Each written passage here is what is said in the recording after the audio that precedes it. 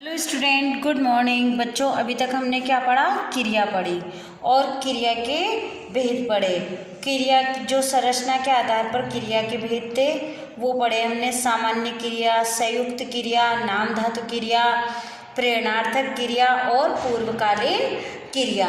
तो अब आप जो पढ़ेंगे वह हमने जो भी पूरा पढ़ा है आज की वीडियो में क्रिया के प्रश्न उत्तर करवाएंगे आपको और अभ्यास कार्य करवाएंगे। आपके पास बुक भी नहीं है और अभ्यास कार्य करने के लिए कुछ भी नहीं है, तो जो मेरे पास है अभ्यास कार्य उसकी मैं आपको फोटोकॉपी या जो स्क्रीनशॉट है वो दे दूंगी।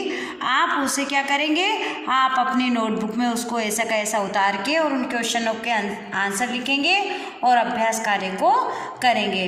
तो बच्चों, आज तो हम इसको समझेंगे और कल मैं आपको क्वेश्चन दूंगी और वर्कशीट दूंगी जिसे आप वर्कशीट को कंप्लीट करके लाएंगे।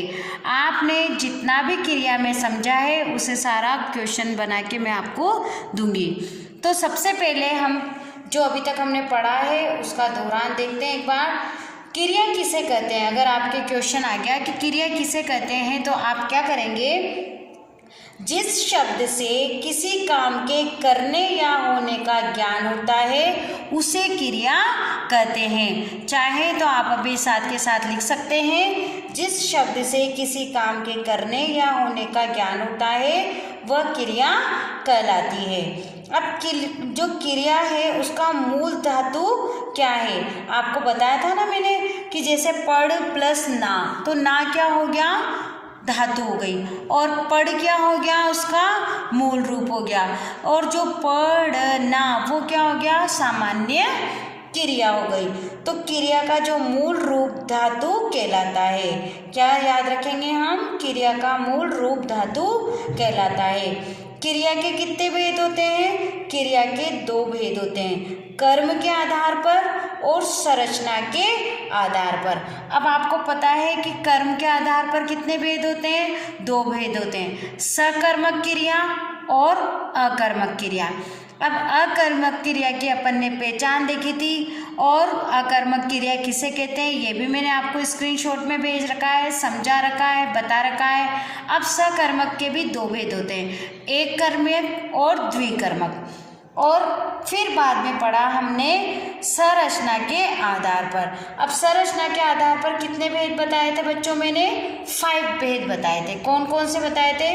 पहला था सामान्य क्रिया, सेकंड था संयुक्त क्रिया, तीसरा था नाम धातु क्रिया, फोर्थ वाला था प्रेरणार्थक क्रिया और 5 वाला था पूर्वकालीन क्रिया। पहले वाले सामान्य क्रिया में था कि जब वाक्य एक ही क्रिया में प्रयोग होता है तो उसे सामान्य क्रिया कहते हैं। संयुक्त क्रिया में था कि दो या दो से अधिक जो धातुओं से योग से बनी क्रिया रहती है उसे क्या कहते हैं? हम संयुक्त क्रिया कहते हैं। नाम धातु में मैंने आपको बताया था संज्ञा, सर्वनाम और विशेषण से जो बनती है उसे नाम धातु कहते हैं। जैसे कि गरम, अब गरम एक क्या है? विशेषण है। पर गरमाना क्या हो गया? नाम धातु क्रिया होगी। जैसे कि बात, बात क्या थी? संज्ञा थी। पर बतियाना क्या हो गई? हमारी नाम धातु हो गई। इस तरीके से मैंने आपको नाम धातु क्रिया समझाई थी। फोर्थ था हमारा प्रेरणार्थक क्रिया। प्रेरणार्थक में क्या था कि काम करना या करवाना। शॉर्ट में हम समझेंगे काम करना या करवाना। अब काम करना या करवाना क्रिया के जिस रूप से ये पता चलता है कि कर्ता किस या तो काम स्वयं करता है या कर्ता किसी दूसरे से काम करवाता है, तो वो होती है प्रेरणात्मक क्रिया। जैसे कि धोबी से मैंने कपड़े धुलवाए, तो इसमें कर्ता ने अपना काम दूसरे से करवाया। अब है पूर्वकालीन क्रिया। पूर्वकालीन क्रिया क्या होती है कि जिस क्रिया का पूरा होना वाक्य के मुख्य क्रिया के पूरे होने से पहले पाया जाता है उसे पूर्वकालीन क्रिया कहते हैं। जैसे धातु में कर लगा देंगे तो वो पूर्वकालीन क्रिया कहलाती है। तो बच्चों, ये तो था हमारा कर्म के आधार पर क्रिया और संरचना के आधार पर क्रिया। अब एक कर्म के आधार पर क्रिया दो प्रकार की होती है, अकर्मक क्रिया और सकर्मक क्रिया। अभी मैंने बताया आपको कि सकर्मक क्रिया कितनी होती है? 2 होती है। एक कर्मक और द्विकर्मक क्रिया। तो ये तो जो हमने पढ़ा था उसका सब सारा दौरान हो गया। अब अगर हम इसमें क्वेश्चन आंसर करते हैं तो आप एक बार क्वेश्चन आंसर और इसका अभ्यास जो कि मेरे पास है वो मैं आपको बताती हूँ। आपको उससे भी कुछ सीखना है, जानकारी लेनी है, नॉलेज लेनी है। तो आप देखिए क्रिया के क्वेश्चन आंसर और कुछ अभ्यास कार्य।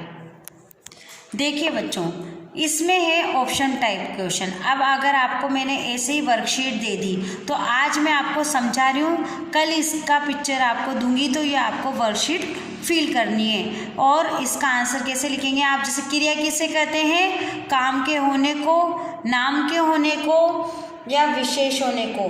तो आप इसमें काम के होने को टिक लगाएंगे। तो आप अगर 3 या 4 ऑप्शन नहीं लिख सकते हैं तो सिर्फ आप लिख देंगे काम के होने को, और ऊपर ये जो लाइन है वो आप लिखेंगे।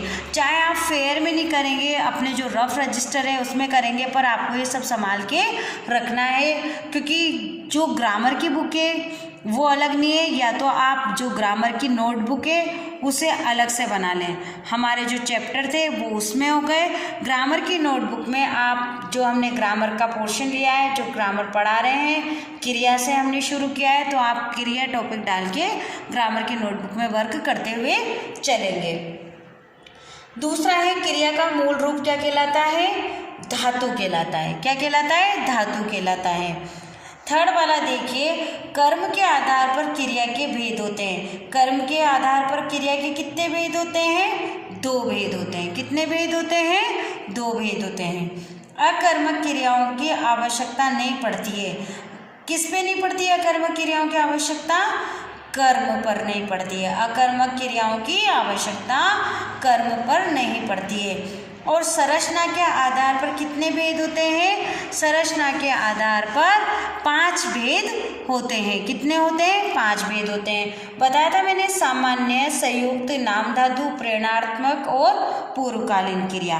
अब देखिए बच्चों कि अकर्मक क्रिया और सकर्मक क्रिया हम कैसे छांटेंगे। तो अकर्मक क्रिया और सकर्मक क्रिया को छांटने का बताती हूँ मैं। आप देखिए, घोड़ा दौड़ता है। घोड़ा दौड़ता है क्या है? हमारी अकर्मक क्रिया। बच्चा सोता है, ये भी क्या है? हमारी अकर्मक क्रिया। आप ऐसा का ऐसा ही बनाएंगे, इन शब्दों को लिखेंगे। एक तरफ आप अकर्मक लिखेंगे और दूसरी तरफ आप सकर्मक लिखेंगे। और उसको बच्चा दूध पीता है, ये भी क्या है? हमारी अकर्मक है। घास, गाय घास चरती है, सब बच्चा दूध पीता है, ये है हमारी सकर्मक। क्या है? हमारी सकर्मक। गाय घास चरती है, ये भी हमारी है सकर्मक क्रिया। महिमा तस्वीर देखती है, ये भी है हमारी सकर्मक क्रिया। आपने सकर्मक क्रिया पढ़ी थी, उसकी परिभाषा भी आपको पता है, तो आप फटाफट से इसकी पहचान कर सकते हैं। सोनू रोता है, ये अकर्मक क्रिया है। क्या है? अकर्मक क्रिया। अब दिए गए वाक्यों में उचित शब्दों द्वारा रिक्त स्थान भरिए। अब आप इसके फिल इन द ब्लैंक्स देखेंगे।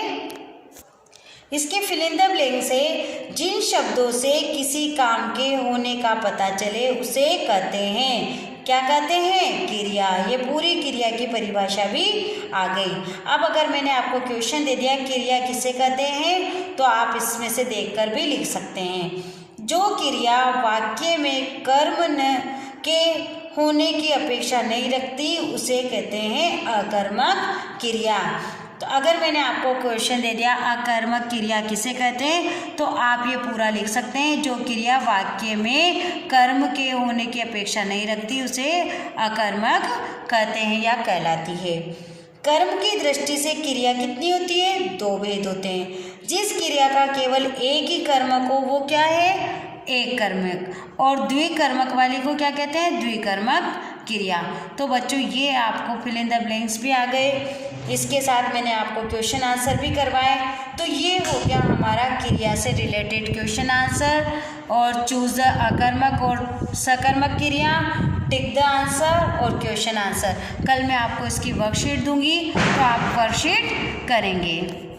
बच्चों देखिए, निम्नलिखित वाक्यों में से जो सही है उस पर हम सही लगाएंगे और जो गलत है उस पर गलत का चिन्ह लगाएंगे।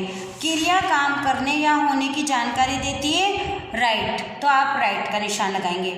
सकर्मक क्रिया में कर्म नहीं होता, रॉन्ग। एक कर्मक क्रिया में एक ही कर्म होता है, राइट। द्विकर्मक क्रिया अकर्मक क्रिया का भेद है, रॉन्ग। क्रिया के साथ क्या लगाकर प्रश्न करने से यदि उत्तर न मिले तो वह अकर्मक कहलाती है, रॉन्ग। ये बात राइट थी कि क्रिया के साथ प्रश्न लगाकर यदि उत्तर न मिले तो वो कौन सी कहलाती है, सकर्मक। पर यहाँ क्या आया है, अकर्मक, इसलिए ये रॉन्ग है। अब निम्नलिखित धातुओं से क्रिया बनाना है, जैसे जा जाना, खा खाना, नाच नाचना, पढ़ पढ़ना, लिख लिखना, रो रोना, चक्कर चकराना। अब आप देखो ये चकराना कौन सी है, विशेषण आ रहा है ना इसमें, चढ़ चढ़ना, चल चलना। तो ये हो गए हमारे धातुओं से क्रियाएं बनाना। तो बच्चों अब आप क्रियाएं अच्छी तरह से समझ गए हैं। कल जो आपको वर्कशीट मिलेगी उसमें आप इन्हें फिल करेंगे। Thank you.